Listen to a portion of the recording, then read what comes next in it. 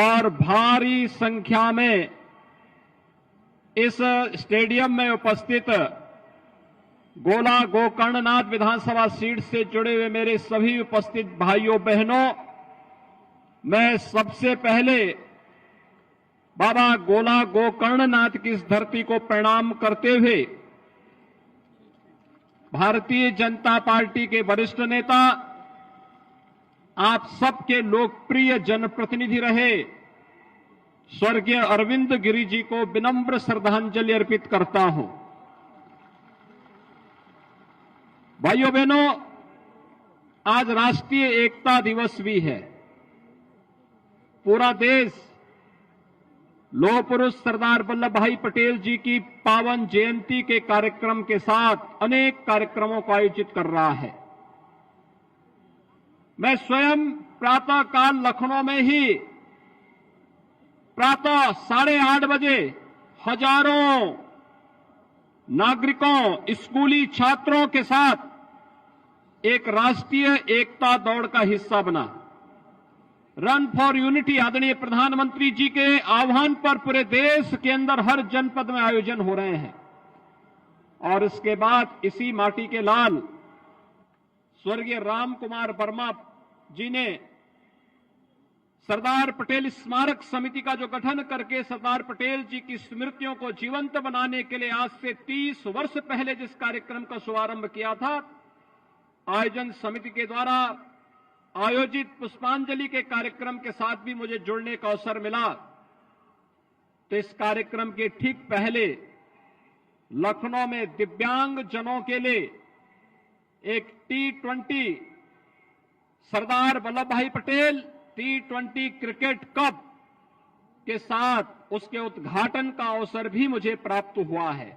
और भाइयों बहनों, अब मैं आपके बीच में लखीमपुर की इस धरती पर बाबा गोकर्णनाथ के आशीर्वाद से पल्वित और पुष्पित इस धरती पर और स्वर्गीय अरविंद गिरी की इस कर्म भूमि पर आप सबका दर्शन करने का मुझे सौभाग्य प्राप्त हो रहा है। मैं इसके लिए आप सबका इतनी भारी संख्या में उपस्थित होने के लिए आप सभी का मैं हृदय से स्वागत करता हूं, अभिनंदन करता हूं।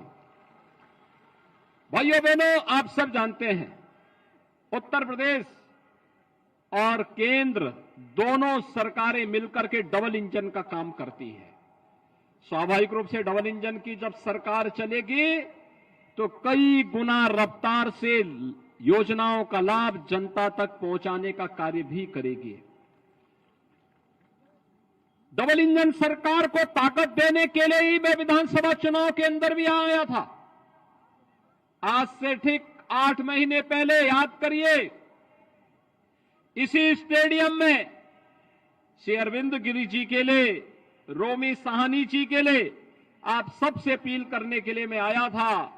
और उस समय मैंने कहा था कि भाइयों बहनों, अरविंद गिरी जी को, रोमी साहनी जी को, मंजू त्यागी जी को, शशांक वर्मा जी को, विनोद शंकर जी को और हमारे सभी इस जनपद के जितने भी जनप्रतिनिधि हैं, इन सबको चुनाव जिता करके भेजिए। सरकार बनेगी, आपकी भावनाओं के अनुरूप प्रदेश के अंदर हम कानून व्यवस्था की स्थिति को भी सुधार करके आपको देंगे। जो बचाव होगा उसको भी ठीक करेंगे और विकास की गति को उसी तेजी के साथ आगे बढ़ाने का काम भी करेंगे। भाइयों बहनों, आपने उस समय हमें समर्थन दिया, आप सबके प्रति मैं आभार व्यक्त करता हूं। लखीमपुर खीरी ने सभी सीटें भारतीय जनता पार्टी को चुनाव जिता करके भेजी। कहीं भी भारतीय जनता पार्टी के विजयी अभियान को बाद हमेशा बहाना करता है, षड्यंत्र करता है। आपने देखा होगा, चुनाव लखीमपुर खीरी में चल रहे हैं, गोला गोकर्णनाथ में चल रहे हैं। समाजवादी पार्टी ट्वीट पर अभी से अपनी हार के लिए बहाना ढूंढने लग गई है, अभी से ढूंढने लग गई है। अभी से कहना शुरू कर दिया उसने कि वहां पर अब पहले तो ईवीएम को दोषी ठहराते थे और अब कहने लग गए कि देखिए तो जबरदस्ती चुनाव जीता जा रहा है। भैया चुनाव जबरदस्ती नहीं जीता जाता है, आपके मतदाताओं के आशीर्वाद से चुनाव जीता जाता है। मतदाताओं के उम्मीदों पर जो खड़ा होगा वह चुनाव जीतेगा। और डबल इंजन की सरकार ने कार्य किया है। प्रधानमंत्री मोदी जी के नेतृत्व में डबल इंजन की सरकार ने आम जन की भावनाओं के अनुरूप काम किया। मैं पूछना चाहता हूं कि समाजवादी पार्टी को प्रदेश में 4 बार सरकार बनाने का अवसर प्राप्त हुआ था कि नहीं हुआ था? 4 बार में क्या लखीमपुर खीरी को मेडिकल कॉलेज समाजवादी पार्टी ने दिया? आज तो मेडिकल कॉलेज बन रहा है ना लखीमपुर खीरी का। लखीमपुर खीरी का अपना मेडिकल कॉलेज होगा। मेडिकल कॉलेज लखीमपुर खीरी का बनने का मतलब उपचार के किसी को लखनऊ और दिल्ली मुंबई नहीं जाना पड़ेगा। मेडिकल कॉलेज यहाँ पर बनने के साथ ही मेडिकल की पढ़ाई करने वाले यहाँ के युवाओं को यहीं पर पढ़ाई की सुविधा प्राप्त होगी और उत्तम स्वास्थ्य सेवाएं भी लखीमपुर जनपद में लखीमपुर जनपद वासियों को प्राप्त होगी। आपका असली व्यक्ति कौन है? और ये बनो इसकी कसौटी तब सामने देखने को मिलता है जब संकट आता है। इस सदी का सबसे बड़ा संकट था कोरोना महामारी। और कोरोना महामारी के दौरान आपने देखा होगा सपा गायब थी, अन्य दल नहीं आ सकते। डबल इंजन की सरकार कार्य कर रहे थे और भारतीय जनता पार्टी का जनप्रतिनिधि और भारतीय जनता पार्टी का कार्यकर्ता जनता की सेवा में लगा हुआ था। और उस समय फ्री में टेस्ट, फ्री में उपचार, फ्री में वैक्सीन और डबल इंजन की सरकार है तो डबल डोज राशन की भी हर गरीब को उपलब्ध करवाने का काम सरकार कर रही थी। अब सोचिए अगर समाजवादी पार्टी की दुर्भाग्य से सरकार होती तो ये लोग कोई घर से बाहर ही नहीं निकलता, कोई नहीं निकलता। और उल्टा अगर भारत सरकार से कोई राशन नहीं आता तो भाइयों बहनों ये शरीर घटाना चाहते लेकिन एक भी फूटी कोई किसी जनता से नहीं मिलता। आज गरीबों के मकान बन रहे हैं। मैं भी देख रहा हूं 1,01,500 से अधिक गरीबों के लिए लखीमपुर जनपद में प्रधानमंत्री आवास योजना बने हैं। 1,01,000 से अधिक। और भाइयों बहनों यही नहीं 5,77,000 गरीबों के लिए शौचालय भी लखीमपुर जनपद में बने हैं।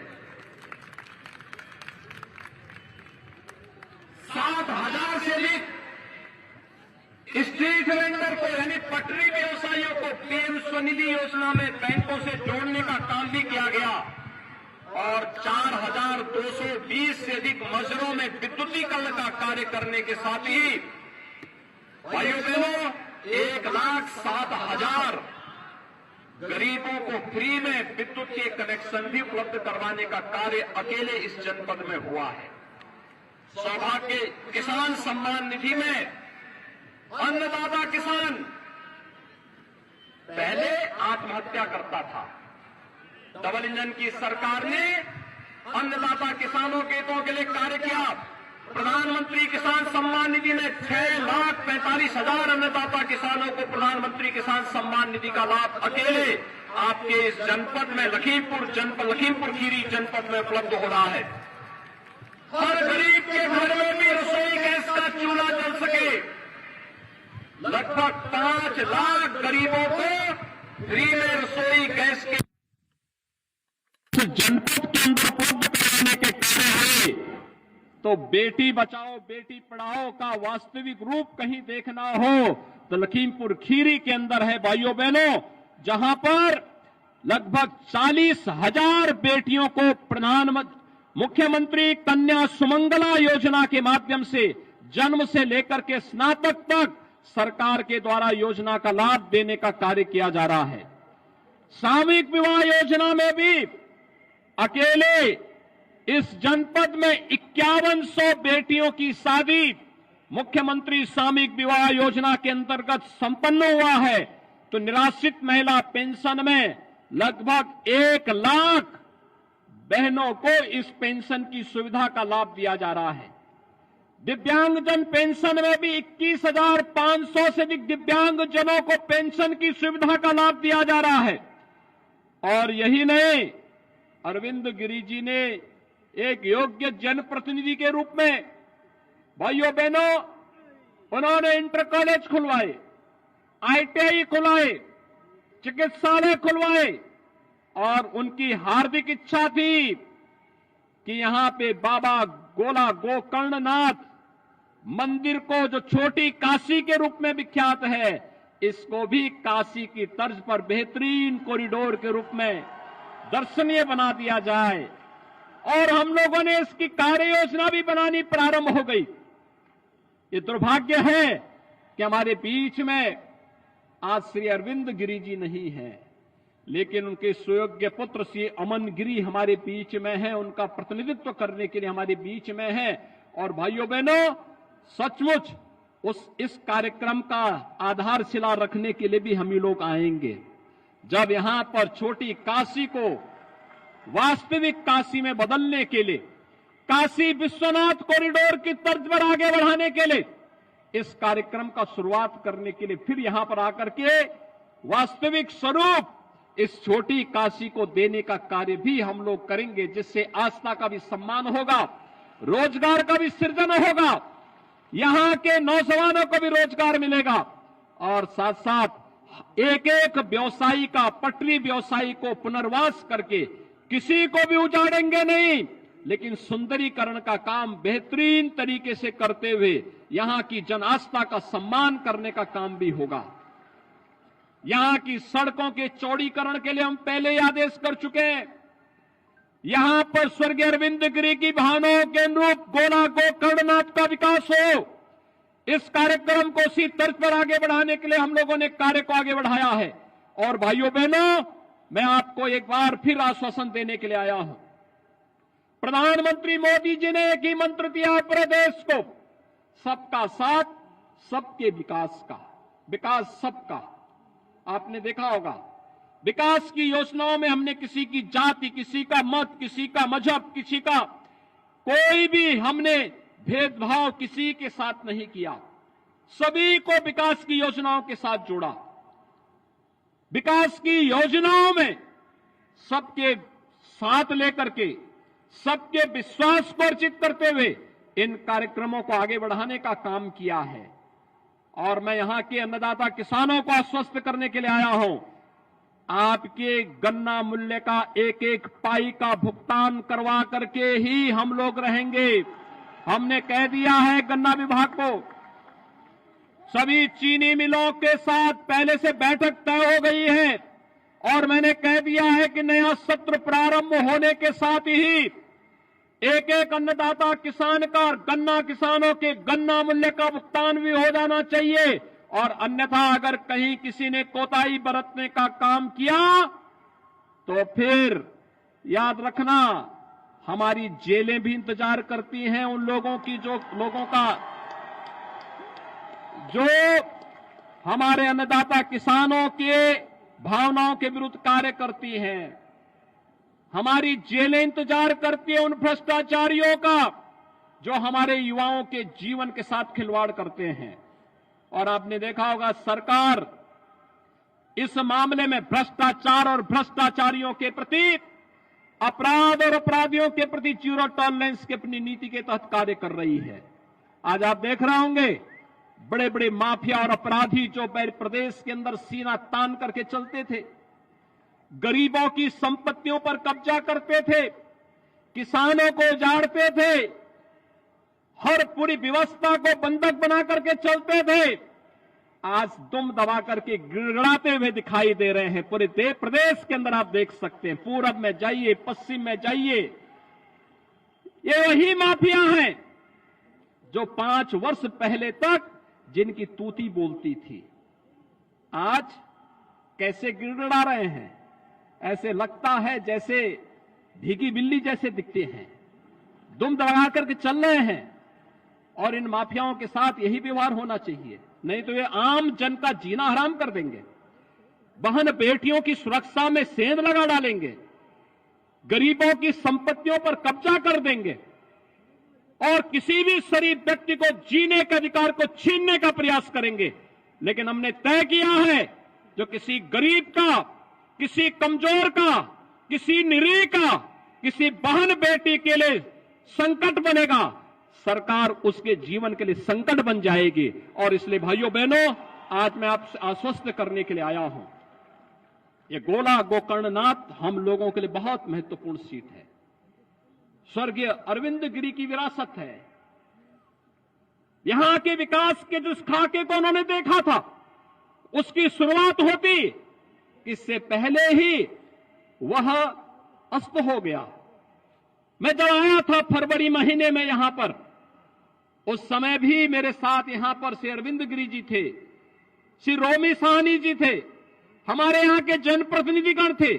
और उस समय बात तय हुई थी कि विकास का एक खाका इस रूप में आगे बढ़ेगा। उस पर कार्य भी बनी थी।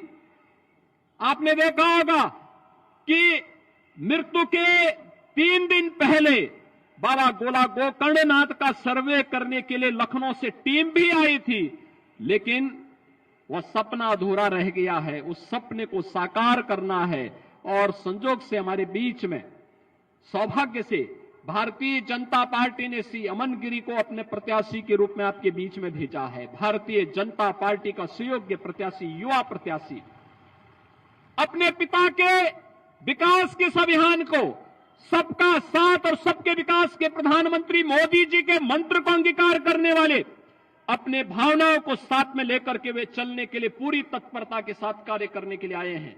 और इसलिए भाइयों बहनों, आज मैं आप सबसे अपील करने के लिए आया हूं। मैं जानता हूं आप सबकी भावनाएं स्वर्गीय अरविंद गिरी के साथ हैं और आप उन्हें वोट देंगे, लेकिन हमें रिकॉर्ड मात्रा में श्री अमन गिरी की जीत की गारंटी चाहिए, क्योंकि एक सामान्य जीत होती है, लेकिन भाइयों बहनों, इतनी मजबूत जीत होनी चाहिए, इतनी मजबूत जीत होनी चाहिए। जब मैं श्री अरविंद गिरी को श्रद्धांजलि देने के लिए आया था, उस समय मैं देख रहा था, उस समय हर चेहरे से एक आवाज आ रही थी, और आवाज थी कि अमन गिरी यहां से चुनाव लड़े और यहां की जनता हाथों हाथ उन्हें चुनाव जिता करके भेजेगी। और मैं आप सबसे आह्वान करूंगा, विकास के लिए, आने वाली पीढ़ी के मंगल भविष्य के लिए, अपने वर्तमान को संवारने के लिए और भविष्य की उज्जवल योजना के लिए विकास को हम प्राथमिकता दें। बिना भेदभाव के विकास की योजना का लाभ सबको मिले, सबके पास जाना चाहिए। और इसके लिए सुयोग्य प्रत्याशी जब लगेंगे तभी ये काम हो पाएगा।